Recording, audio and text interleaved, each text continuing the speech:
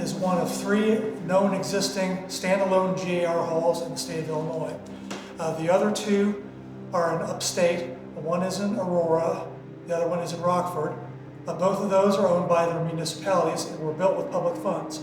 The Peoria GAR Hall is the only one that was built with private funds and stayed in private hands for its entire life.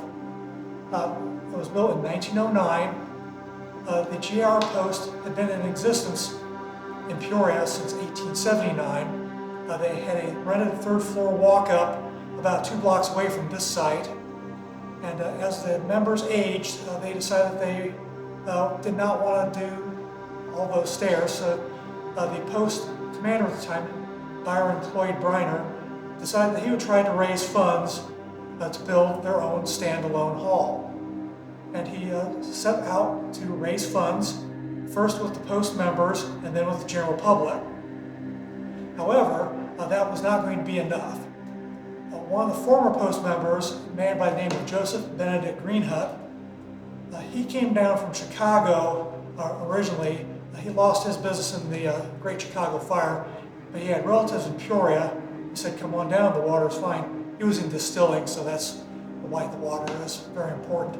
So he became fabulously wealthy and was a member of the post for quite a few years. But by the time this hall was built, he had moved to New York, but he still continued to come down to Peoria to visit. And when he discovered that his post comrades were wanting to build a hall, he started to write checks. He wrote many checks and big ones. This building cost $22,800 to build in 1909, and Captain Greenhut provided 16,000 of those funds. That's why his name is on the top of the building outside. This building was designed in the Beaux Arts style by the firm Hewitt and Emerson. They were the winning bid. Several other architectural firms were in the running. This design turned out to be the most cost-effective and was able to be built for a reasonable amount of money. The cornerstone was laid on July 4th, 1909, and the building was completed in December, and the grand opening was on December 31st of 1909, so it went up pretty fast. If you want to step over to the side here, you'll notice that we have a bust of John A. Logan, General. This bust was created by local artist Fritz Treble for the Chicago World's Fair in 1892. After the fair was over, he donated it to the post, and it stands here today. The stained glass window above the front entryway was put in 1910. The original windows in the hall were just plain glass. The center of the window was damaged in the mid-1960s. Between age and vandalism, the window was lost for a number of years. The center of the window was restored in 2000 using an Illinois First grant by the company Stained Glass of Peoria. Unfortunately, that company no longer exists. They were able to recreate the window in its exact entirety by using a blown-up black and white photograph.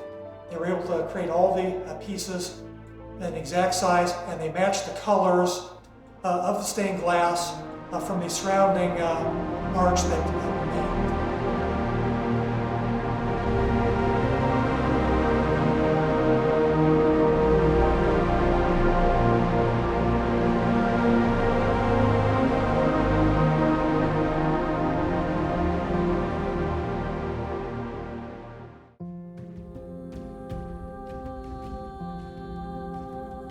This picture here is one of the reasons we should be saving this hall, amongst many.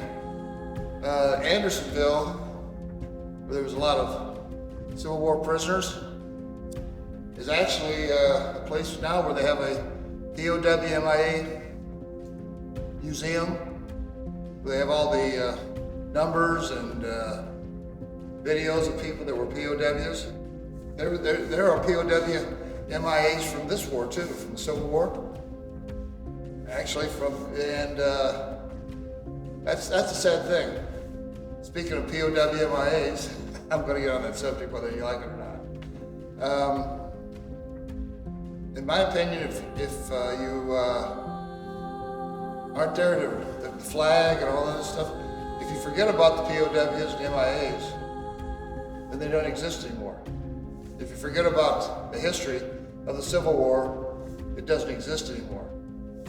You need places like this to remind you what happened. To me, in the classrooms, they aren't teaching history enough. Without history, you don't know what you did wrong and how to improve on things. Fine example was, there's a lot of people that look back and say, hey, I did this and I can improve on it. Basketball players, football players, whatever. They check and see what they've done wrong to get better at it. Tiger Woods, he developed his golfing abilities because of mistakes he made. He checked out the history of what he'd done wrong and what he'd done right. If you don't have history like this, you just don't have an opportunity to find out what went right and what went wrong.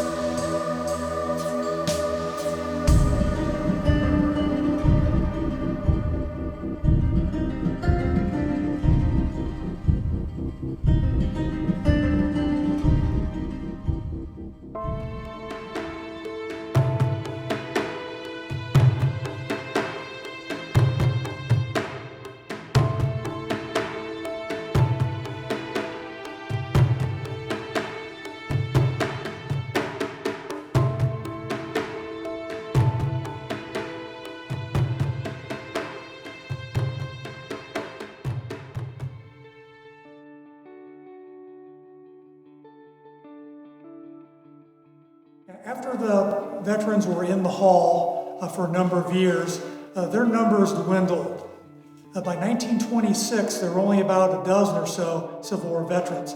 Because you have to remember, during the Civil War, just like today's armed forces, the average age of a soldier was 25 years old. So speed forward, decades to the 1920s, they were dying off at a fairly rapid pace. And the basics of the GAR was for Civil War veterans only. So when the last Civil War veteran died, the GAR ceased to exist. So by the mid-1920s, the numbers were dwindling here in Peoria as well.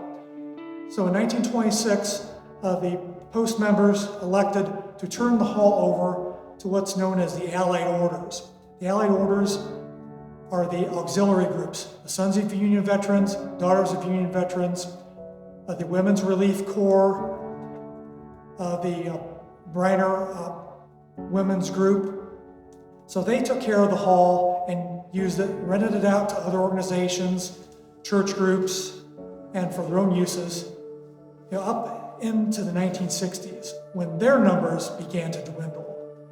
Now they're not limited to just being veterans or whatnot. They could have daughters, granddaughters, sons, grandsons, and continue on. But they were having a tough time, growing their groups too and maintaining what they had.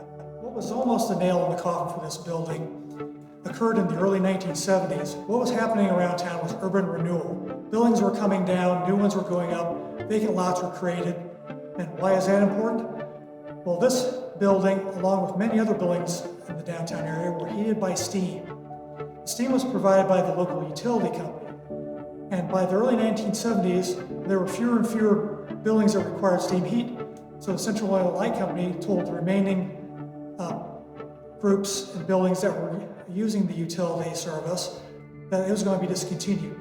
Unfortunately, the women's groups and the auxiliaries did not have money to put furnaces in this building. So this building went for 2 years without heat. On top of that, the stonework needed repair on the front. Little bits were pulling loose and dropping on the sidewalk. And the city actually condemned this building. There was a work order put in for demolition, and only 60 days remained. There were no takers when the building was put up for sale. So it was very uncertain whether this building would become another parking lot downtown. What saved this building was an article in the Journal Star, the local paper. And the article was written by a columnist named Theo Jean Kenyon. And she wrote a full-page article about this building, what this building was, how it came to be, and why it's important to keep it. So a group of civic-minded individuals got together and created the Central Illinois Landmarks Foundation. Now their goal was to save this building. So they went before the Board of Trustees that held this building. And they said, if we can raise money to save this building, we would turn over title to the Landmark Foundation. An agreement was written and money was started to be raised. First thing that was done was to stabilize the building, fix the roof that was leaking, get some furnaces in, do what needed to be done just to make the building weather tight. After that was done, then they started in earnest raising money to restore the building to its grandeur.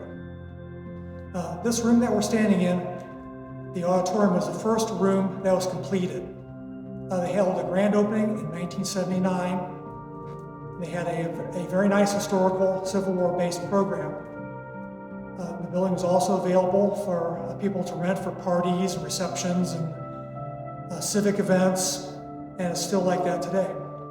Of course, the Landmark Foundation, being a private organization, it's a not-for-profit, 501c3, not-for-profit, so people can donate and take money off of their taxes for their donations. That really helped a lot. So they continued to raise money. They wrote for grants. Many grants were received over the years, the biggest of which was in 2000 through the Illinois First program and also the Caterpillar Foundation. That enabled many things to be restored, air conditioning to be put in. The lower level beneath us is a dining room the same size as the auditorium. Restoration was begun, but the funding ran out and it was not completed. Now, fast forward a few more years to 2008. An agreement was produced between an individual and the Landmark Foundation who was going to create programming and actually push rentals for parties and receptions. And so the Landmark Foundation took out a bank loan to finish the renovations, build modern restrooms, rebuild the kitchen to be a catering kitchen, finish the downstairs dining room walls and whatnot. Unfortunately, what happened in 2008 nationally, the economy went south. The person who was financing and backing the individual who was going to do all these great things for the hall went bankrupt and lost many of his properties and had to pull out.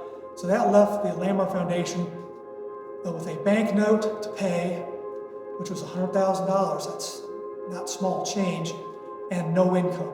So over the past 14, 15 years, they've been struggling, renting out on their own, scratching up money and grants where they could, but many of the grants have fallen away. Many of the people who used to donate, moved on, passed away, or no longer can. So here we are today in 2023, not as bad as we were 50 years ago, but we're still in the state of, we're always looking for people to show the hall to. That way they could see the history.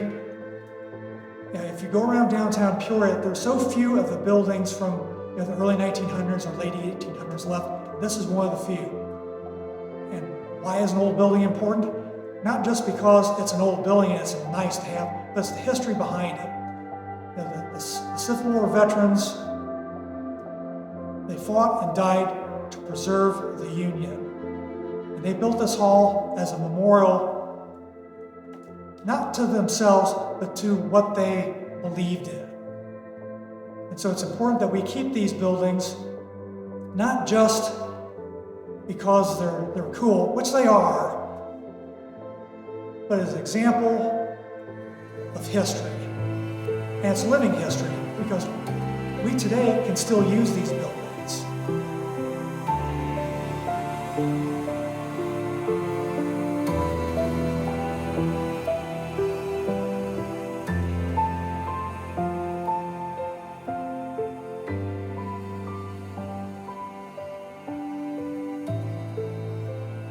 The room we're standing in now is the original quartermaster's office. The quartermaster was the man that the Civil War veteran went to sign up for his Civil War pension, or his wife and children to come in for survivors' benefits. This room originally had a large desk in it for the quartermaster. There was a large jewelry store type vault records were kept in. The bookcases behind me were constructed in 2009 to hold basically what is left of the collection from the Peoria Public Library stacks in the lower level. In 2010, the Peoria Public Library was in the midst of a remodeling and addition to their main library downtown here. In the basement were many, many volumes of older books that were not being saved. They had not been cataloged in the computer catalog, and my wife was a 30-year employee of the library, and she could not bear to see some of these Civil War related volumes go into the dumpster. So she was able to retrieve them, and I built these shelves here, and here they are today. Built-in bookcase was built when the hall was constructed, and it contains what is known as the War of Rebellion Official Records, otherwise known as the OR. The volumes you see in this picture are actually a reprint from the 1980s. We do still have almost complete set of the original OR that was printed in the late 1800s up through the early 1900s. These are available in many different libraries, and they're also available on CD-ROMs and online. These chairs that you're looking at now were bought by the Civil War veterans for this hall when it was built. They originally sat at each of the 4 altar stations. The GAR based a lot of their rituals on Freemasonry, so they had 4 altars, and these are the chairs at each altar that the officers of the post would sit at. 3 of the 4 chairs were restored around 2009 by Les Kenyon. He was the longtime president of the Central Illinois Landmark Foundation. He passed away in 2010.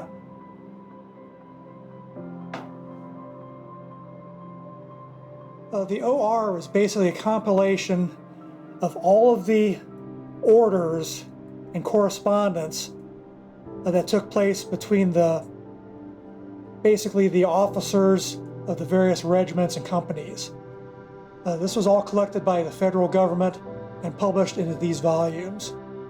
This wheelchair is one of the few remaining artifacts of the post. Many of the post artifacts were dispersed in the 1960s when the women's groups were struggling. They gave them away to their members, sold some went to the Peoria Historical Society, which retains some of the artifacts today. The room I'm standing in now was the original men's restroom. In 2016, Theo Kenyon, as a memorial to her husband Les, provided the money to create this elevator to make this building ADA compatible and allow anybody with physical disabilities to access the hall. Back when the hall was built, the veterans thought they were in clover, only having to come up 15 steps. But today, we like to be a little more accommodating. So this elevator was built to access this floor, the floor beneath us, and there's an exterior entrance. The room we're in now is the Veterans Dining Hall. It originally had a wood floor. Unfortunately, termites took care of destroying that, so concrete was poured during the renovations that were commencing in 2000. The light fixtures are original to this building, both upstairs and down. The interesting thing about this building is that they also had gas lighting, but gas lights were basically the backup emergency lighting of the day because they still didn't trust the electricity to be there when they needed it. But this building was built specifically with all the modern amenities: electric lights, steam heat, a full kitchen. The original kitchen was in very sad shape by 2000 and 2008. There were large wood cabinets, floor to ceiling, around most of this room. Where I'm standing now used to be a wall with a door that led into the kitchen behind me. The kitchen originally had a 8-foot tall, 6-foot wide ice box. There used to be a large gas stove and work tables. All those were in poor shape and removed. And what you see today is a catering kitchen. They did not want to put in a full kitchen because of health department regulations are much more stringent for a full kitchen. So a catering kitchen allows groups to have caterers come in. Their food can be kept chilled in the refrigerator. There's sinks for washing up dishes and other things like that. Most people who've driven by this building hundreds of times never really thought about it. They always wondered, what's the deal about the building with the cannon in front? Well, number one, that's not a cannon. It's a mortar. It's 8,000 pounds of cast iron. It was donated by the federal government to be placed in front of this hall, and it arrived shortly after the building was completed. The post only had to pay for the shipping and the wherewithal to mount it. Mortars of that size were generally used in coastal defenses, defenses of forts. Occasionally they'd be put on railroad cars, but those were not meant to be used in the field.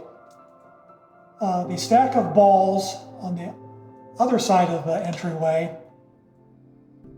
are 110 pounds each empty.